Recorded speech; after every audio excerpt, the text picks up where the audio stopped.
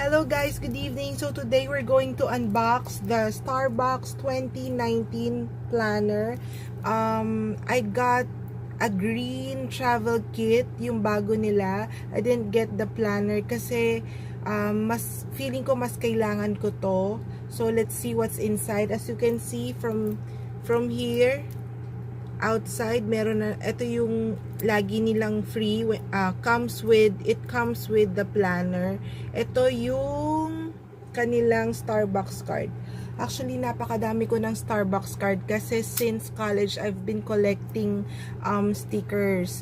Pero, hindi ko lahat nagagamit. So, yung iba, binibigay ko sa friends ko, yung cards ko. Kesa naman nakatambak lang at matapon. So, let's unbox this new Starbucks 2019 planner. By the way, itong planner na to, you need to have 18 stickers. So, any beverage of your choice. Pwedeng hot or cold or frap. So, basta dapat 18 stickers. So, let's see what's inside this box. Okay, so let's start unboxing this planner. As you can see, today's tuloy. This year's planner. Ano ba to? Mabubuksan ko ba to? Parang ayaw niya magpabukas. Ayun. So, sabi ko green. Sana green nga ito, no?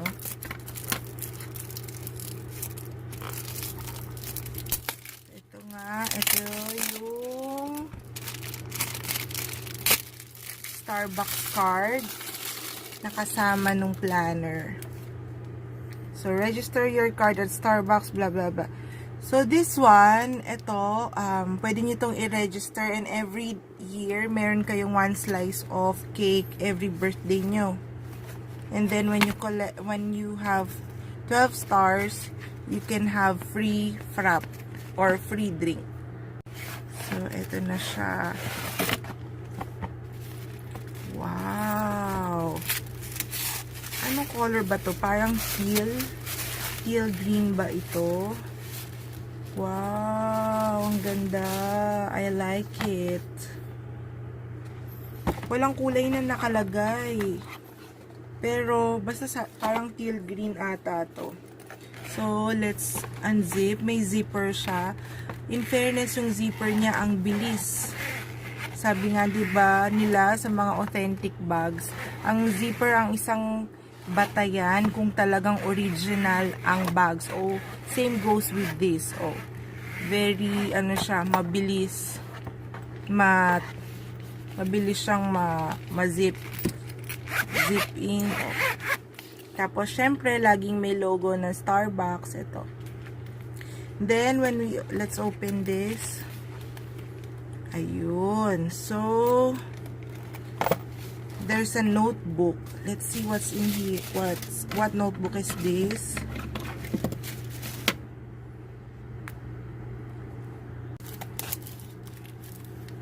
So, ito ang notebook nila.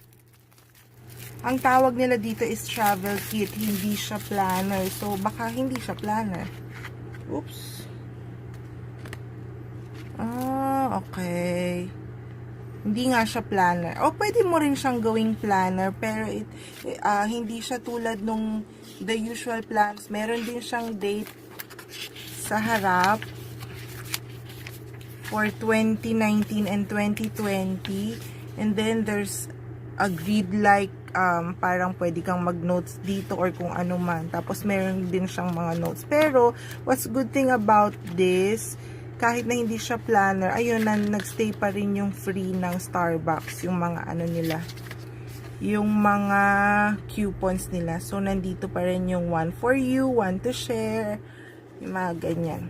Okay, so, let's put this aside. Ito yung kanilang notebook. So, matatawag ko siyang notebook, hindi siya planner. Pero, it's up to you if you want to make this as your diary or if you want to use this as your diary or as your planner. Pwede pa rin naman. Okay, so, let's proceed. So, it comes with, ano ba ito? With a chain, or pwedeng keychain, pwede siyang ilagay dito siguro. O yan, pwede mo nga siyang as a handle, para siyang wrist bag or wrist wallet. Pwede mo siyang ilagay dito. Pwede mo siyang gawing you can put it on your wrist. Kaya nga wrist chuva. And then, here, ito yung pang phone nila na sinasabi nilang pwedeng ilagay yung phone. Kasi nga travel kit siya. So, pwede mo ilagay yung phone mo dito. And then, some of your cards, your Starbucks cards, your ATM cards, credit cards. And then, dito, pwede kang mag-insert ng pen. So, let's try mag-insert ng pen. Okay, so ito, pwede kang mag-insert ng pen dito. And then, you can also make use of this as your, itong dalawang band na to, as your headset or charger, headset or charger holder. Kasi 'di ba, usually laging yung charger natin nasa bag lang natin, hindi natin masyadong naayos. So, this time, pag meron ka na nitong planner na to, you can just put your, ayan. Medyo mataba lang yung aking at baka masira siya. Siguro, mas maganda to sa headset. Pero pwede rin siya sa charger. Basta, just make sure na maayos yung pagkakalagay mo. So, meron din siyang, pwede mo siyang lagyan ng receipt dito, or yung notebook, pwede mo siyang i-clip dito para hindi na hulog-hulog, and then you can zip it para maganda siya, para hindi siya maalis lahat. Hindi siya mahulog. So, ito yung laman ng ating 2019 Starbucks travel organizer. Hindi pala siya travel kit. Sorry. It's travel organizer. So, yun. So, if you have any comments or suggestions kung paano pa mas magagamit or ma-maximize ang gamit na to, just write it down below. And, I'm planning to collect more stickers kasi gusto ko yung parang tangerine color nila. And I also want the travel or the other organizer, yung planner nila, parang titingnan ko kung maganda din ba siya, kasi ako mas gusto ko yung mas maganda sa akin yung notebook, kasi nga yung notebook pwede mong gawin or pwede mong sulatan ng kahit ano, hindi tulad nung planner na lahat may mga dates. So minsan masyadong maliit yung spaces. Ito talagang blank paper, so mas gusto ko to. So, thank you guys for watching, and this is again the unboxing of the Starbucks Travel Organizer 2019.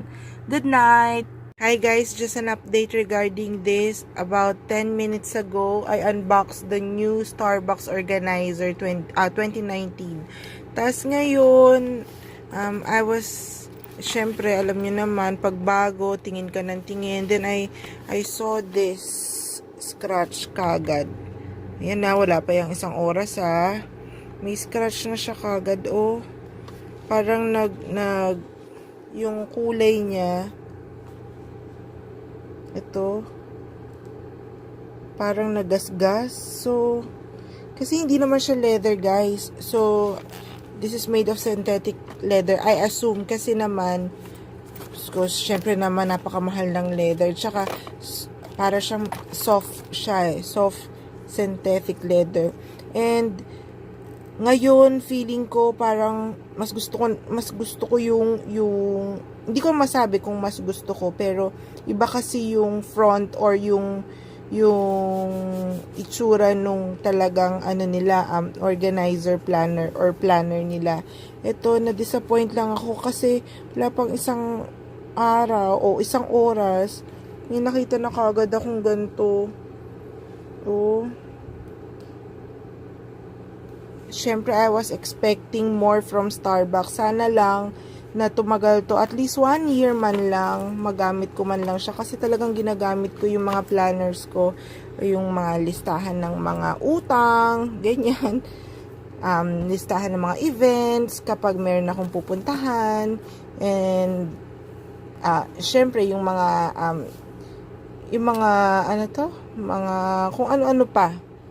So, yun, sana makita to ng Starbucks na medyo ano siya, hindi siya heavy, ano ba ang tawag doon? Hindi siya heavy duty. Hindi naman. Syempre, hindi naman heavy duty. Parang hindi lang siya, feeling ko hindi siya matibay. And I'm just hoping na tumagal siya at least 1 year. Para naman masulit ko naman yung ano ko dito. Yung investment ko dito. So, again, guys, thank you for watching. And I hope I gave you a good review regarding the, travel organizer of Starbucks this 2019. Thank you and good night.